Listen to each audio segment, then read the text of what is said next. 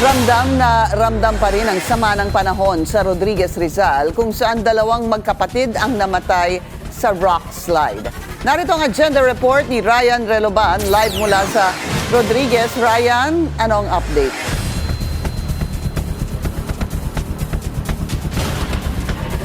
Pinky, patuloy pa rin yung mga malalakas na pag-ulan dito sa Rodriguez Rizal. At kanina nga, Pinky, galing tayo doon sa burol ng dalawang nasawi matapos mabagsakan ng mga malalaking bato. At kasabay nga ng pagbuhos ng ulan, ang hinagpis ng naulilang pamilya.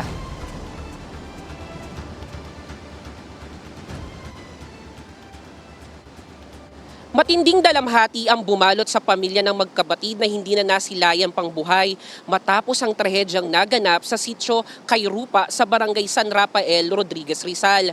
Patay ang 22 years old na babae at ang kanyang 20 years old na kapatid na lalaki nang matabunan ng mga malalaking tipak na bato ang kanilang kubo bandang alas 12 ng tanghali kahapon. Sa investigasyon ng mga otoridad, abala umano sa pagluluto ng tanghalian ang magkapatid nang biglang gumuho ang malalaking bato mula sa kalapit na Mount Binakaya at dumiretso sa kanilang bahay.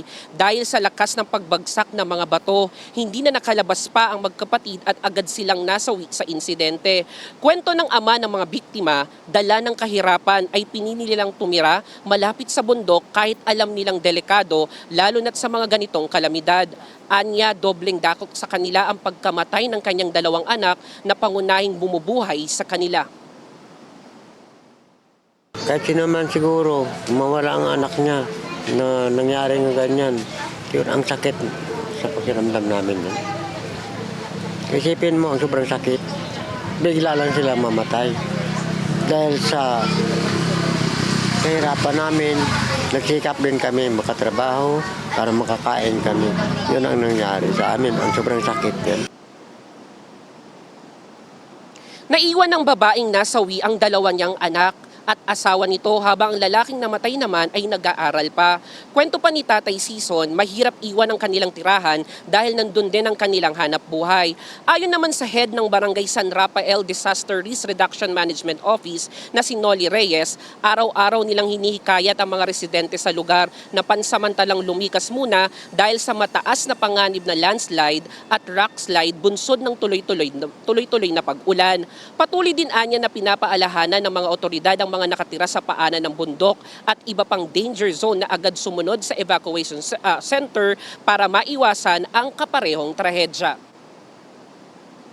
Time to time naman po, lagi namin sila inaabusuhan. Kamuha niya, pag may bagyo, nagbibigay kami ng public address, kinakausap namin sila. Pinky, kasunod nga na nasabing insidente, mas pinaigting pa ng mga otoridad ang pagbabantay sa mga komunidad na nasa malapit sa paanan ng bundok at muling nananawagan sa mga residente na huwag isawalang bahala ang mga babala sa paglikas. Pinky, samantala, nandito tayo ngayon sa may ilog. Alam mo, Pinky, etong nasa gitna ko, daanan niyan papunta doon sa isang barangay.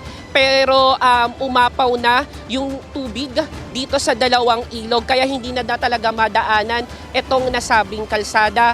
Kaya naman may mga ilang residente pa rin yung pumili talagang makadaan dito. At isang residente nga dito ang tinangay ng malakas na agos ng tubig kaninang tanghali. Pero ayon naman sa pamunuan ng Barangay San Rafael ay nailigtas naman ang nasabing individual. At sa ngayon ay nagpapagaling na sa hospital. Pinky?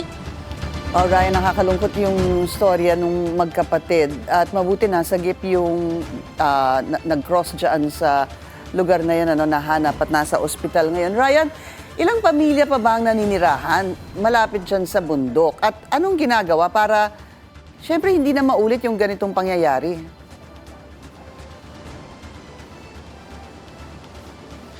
Pinky, batay dun sa nakausap natin na pamunuan dito sa Barangay San Rafael ay aabot nga sa 300 hanggang 500 yung naninirahan dun sa bundok. Aminado sila na hirap talagang palikasin yung mga residente doon, lalo na tuwing may kalamidad o tuwing may bagyo, dahil nga isa sa kanilang pinagkukunan ng hanap buhay ay malapit doon sa bundok. Pero ayon naman sa barangay ayon sa pamunuan ng Barangay San Rafael, ay ginagawa nila ang lahat ng paraan, oras-oras silang umiikot, lalo na kapag may mga ganitong malalakas na pag-ulan. At isa sa kanilang ginagawang hakbang nga yung hahanapan ng mas ligtas na lugar yung mga residenteng nakatira sa bundok, at kasabay nito ang paghahanap ng kanilang hanap buhay. Pinky? Maraming salamat, Ryan Reloban. Nag-uulat ng live mula sa Rodriguez, Rizal.